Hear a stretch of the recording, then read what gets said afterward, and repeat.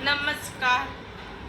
पुस्तकं बरीच आहेत आणि इंग्रजी न येणाऱ्यांनाही पुस्तक कळावं म्हणून मी इंग्रजी पुस्तकाचं मराठी भाषांतर करते. पुस्तकाचे लेखक आहेत ॲलन आणि बार्बरा पीस. पुस्तकाचे नाव आहे का पुरुष एका वेळेला एकच गोष्ट करू शकतात आणि स्त्रिया बोलणं नाही थांबू शकत. त्यातील एक लेख.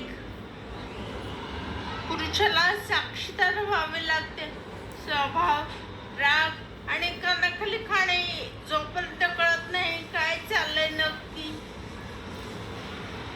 पुरुष जास्त वेळ एखाद्या विषयाभोवती नसल्यामुळे त्याला सांकेतिक खुणा कळत नसतील.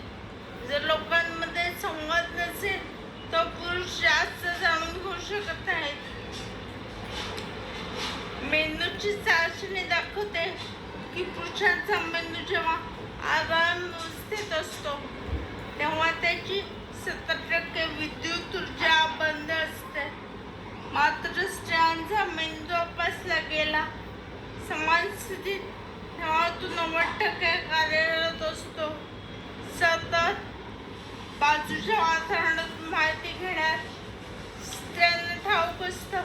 मुलांचे मित्र, इच्छा, स्वप्न, त्यांचा प्रेम, गुपित नीती, ते काय विचार करतात, त्यांना काय वाटतं. एखादी थट्टा किंवा गंमत करायची असेल तर ते काय योजतात. पुरुषांना फार कमी माहीत असतं घरात काही काय राहणार लोकांबद्दल. धन्यवाद.